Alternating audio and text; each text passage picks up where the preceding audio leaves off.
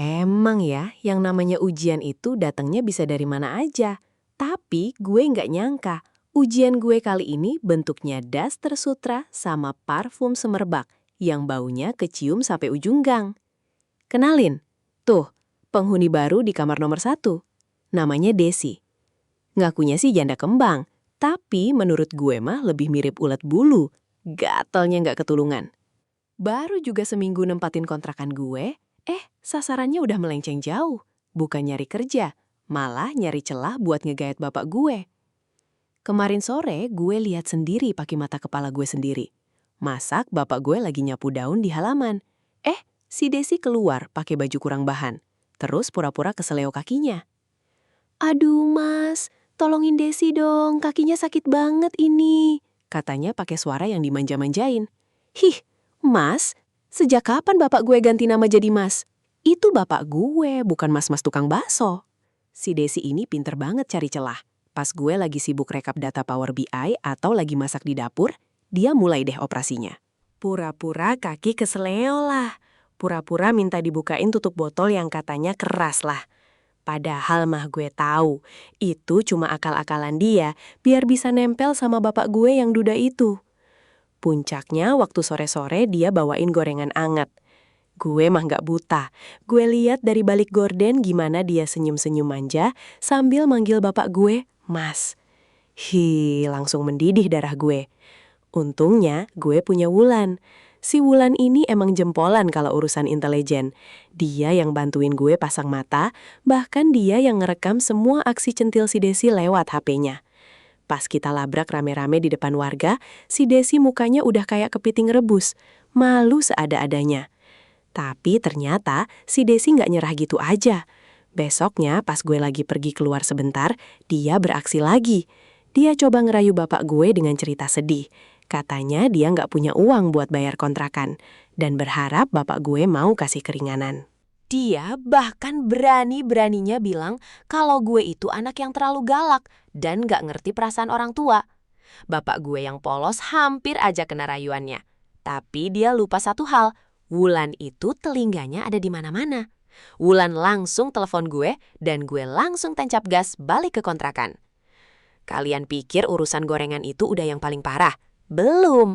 Ternyata si Desi ini punya 1001 cara buat bikin tensi gue naik tiap pagi. Ada satu hari, gue lagi asik jemur baju di belakang. Tiba-tiba gue denger suara ketawa centil dari teras depan. Gue intip pelan-pelan, astaga.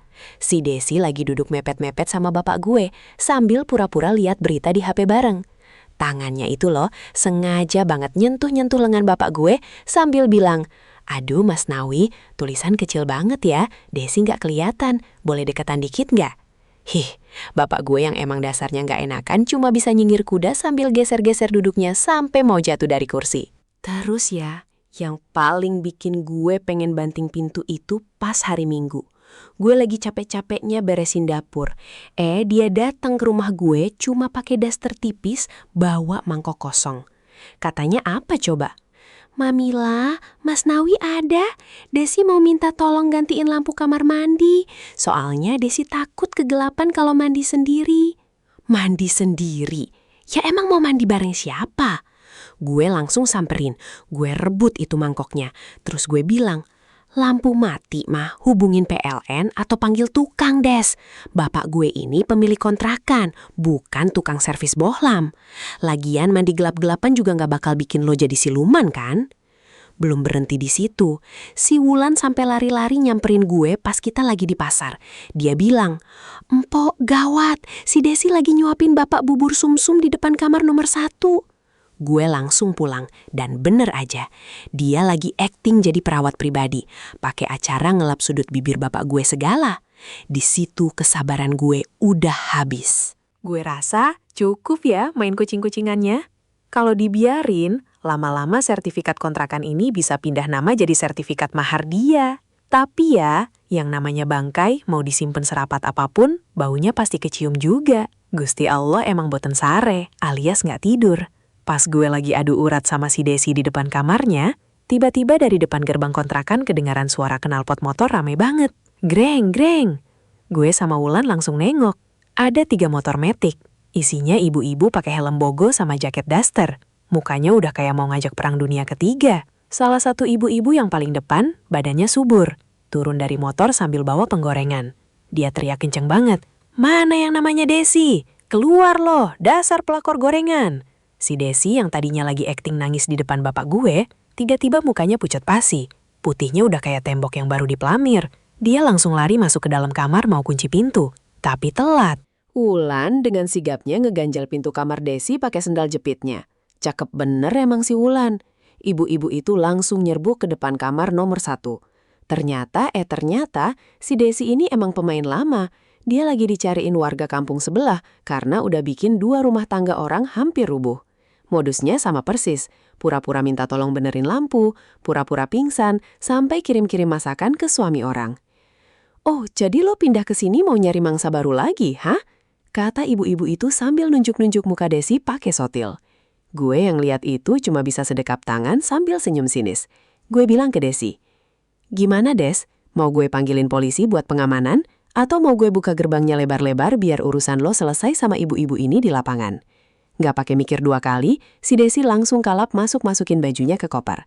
Nggak ada lagi tuh gaya manja, nggak ada lagi tuh daster sutra yang rapi. Dia keluar dari kamar sambil nutupin mukanya pakai helm, lari tunggang langgang lewat pintu belakang kontrakan, dikejar sama gerombolan ibu-ibu tadi sampai ke ujung gang. Bapak gue cuma bisa melongo. Gue samperin bapak, gue tepuk pundaknya pelan. "Makanya Pak, kalau ada yang nawarin gorengan, lihat-lihat dulu, itu niatnya sedekah atau mau minta sertifikat tanah." Sekarang, kontrakan gue bener-bener bersih dari ulet bulu. Kamar nomor 1 akhirnya gue gembok rapi. Pelajaran buat siapapun, jangan coba-coba tebar pesona di wilayah Empok Milah, kalau nggak mau berakhir jadi buronan ibu-ibu 1 kecamatan.